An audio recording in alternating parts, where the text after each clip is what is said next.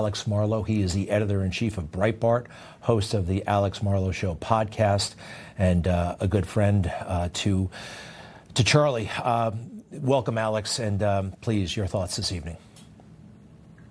Tribute, and thank you for playing the president's clip, which was very muscular, and I think that's the approach we need to have right now. I'll tell you how my audience feels today, that they're watching one of their steadfast warriors, one of their happiest of warriors, getting hunted down in the middle of a campus when he's trying to debate, trying to bring ideas about Judeo-Christianity, about American exceptionalism, about our Constitution and founding documents, about the value of family and church and community to people who need to hear it most, young people who are lost in the cesspool that's been our education system. And Charlie was bringing that message of hope with a smile on his face, with enthusiasm, with a rock concert-like energy.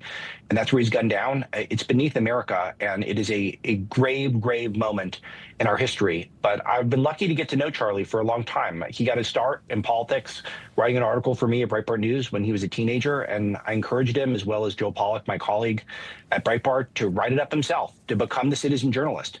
He became maybe the ultimate citizen journalist, taking over the podcasting space. He was also, of course, an amazing activist, but he kept growing the pie. He was reaching students on campus. He was reaching them on social media platforms like TikTok, which conservatives don't even go on. He was always finding a new person to access and to touch with his message of positivity and optimism about our country. And during all that, as you got to in that interview, which was incredible, he's able to have a family and to continue to read and to learn the Bible and to learn our America's canon. All of this with a guy who had incredible lust for life and zest for life and a spirit that we're just not going to be able to recreate. We will make his legacy go on. It will get bigger and better from here, but he was a truly one-of-a-kind American. Indeed, totally. And, I was thinking tomorrow is September 11th, 24 years. On 9/11, Charlie Kirk was 7 years old. Look at what that man accomplished in his all too short life. Now, Charlie recognized that there was significant opposition to him. He was hounded, hecklers, of course, and that kind of thing. But he also knew that there were threats. He had security with him, and that was wise. Did you ever talk about the danger that Charlie Kirk was facing? He was a target, and we saw that today. But long ago, he became one.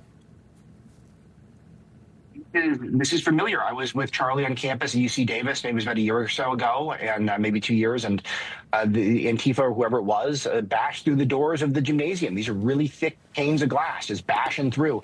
And it was only a fraction of the size of the audience that we saw today. But his audiences were getting so big, he moves them outside. He has security with him at all times. As when I go to see him, he's got his security guard with him at all moments of the day. It shouldn't be like that already, much less to see him get assassinated. He shouldn't need security in this country because he's a warrior for free speech, because he's got ideas that some people on the left are uncomfortable with. That shouldn't have been necessary. And to see it end this way is just devastating for the spirit of this country. Do me a favor, stand by, Alex Marlow. One of the most impressive displays of his intellect and eloquence was when he went to, this man did not graduate from college, but he taught himself. He had a thirst for knowledge. He went to Oxford, what was once the intellectual capital of the universe, and slayed. He was amazing. He owned the room, and I think they were kind of in awe of him. He said all kinds of things about Trump, and they were lying, and then he took the floor. Take a look. First, I'll give you £1,000 right now if you could tell me the U.S. citizen that was deported under Donald Trump. You said that twice. Yeah, the U.S. citizen that was deported under Donald Trump. Can anyone tell me? £1,000. I'll give it to you right now. Yeah, name? Wrong, not a U.S. citizen. Citizen El Salvador. Anyone else? U.S. citizen deported under Trump. Nope, that was a lie. You should know better than that. You go to Oxford, so that is a correction. Nope, sorry, I'm going to talk uninterruptedly. Thank you. The professor failed to mention that the Canadian border was closed. President Trump said fentanyl, and the amount of terrorists that are coming across the Canadian border, of which the most terrorists that come into America come across the Canadian border on the terrorist watch list. You did not mention that. And finally, Professor, you never heard of it in South Africa. Interesting. You never heard of that. The fact that a major political party in South Africa says, quote, kill the Boers, kill the Boers. I would expect more of somebody who wrote a dissertation and teaches here at Oxford to say that you would not know about the attempted slaughter and genocide of white South Africans. That was awesome. an amazing display of intellect and commitment.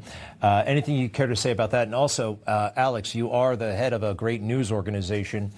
Do you have anything new in the investigation into the assassination? We just reported a moment ago that the person of interest who was in custody is no longer in custody, so the gunman is at large.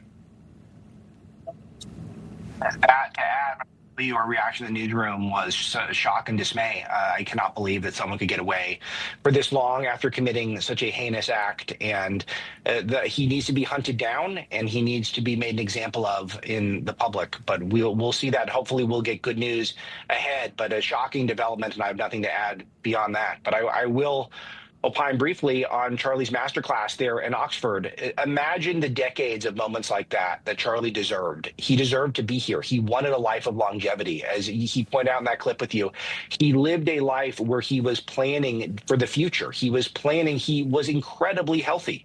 He eats a Spartan diet. He's the type of guy who is volunteering at church on weekends. He's the type of guy in bed early and listening to a podcast or reading something that is going to enrich him. That's how he spent his time. He really got his jollies through accomplishment and through his family. And that just adds the devastation as someone who's gotten to know him so well.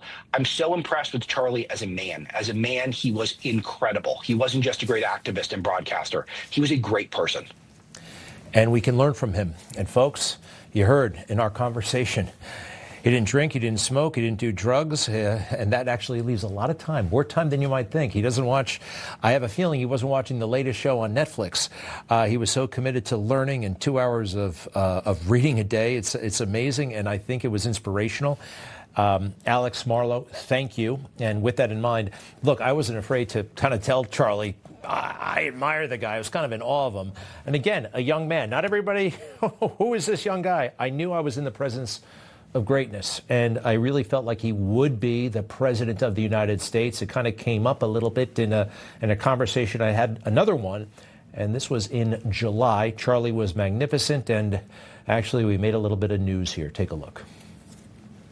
We're in the midst of a major, let's say, fight and struggle for the reclamation of the American Republic. And President Donald Trump is doing incredible right now, from the successful trade deals to how the posture of how the United States is configured against the European Union versus it was a couple years ago is just extraordinary. $1.3 trillion he secured during that European Union negotiation. I mean, presidents don't do this. This is not part of the... He does it, and it's fantastic, but they can't even conceive of this kind of performance. Well, that's right. And so I'll tell you, Greg, we're at a moment right now where not only is President Trump redoing the entire trade orthodoxy that has been inherited, but we are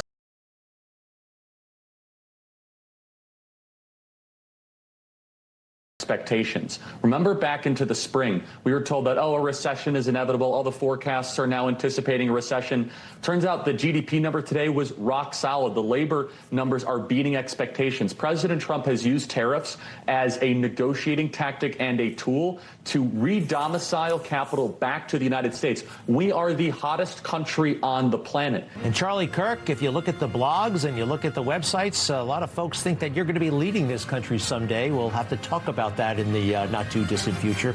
Charlie Kirk, Turning Point USA, you changed the world. You helped change the world, and that's amazing. TPUSA.com. Thank you very much, Charlie. You're the greatest, Greg. Love watching. Thank you. I'm pleased I was able to say those things to him, and I'm pleased that he actually did watch. And you know what? They mocked me for that little aside.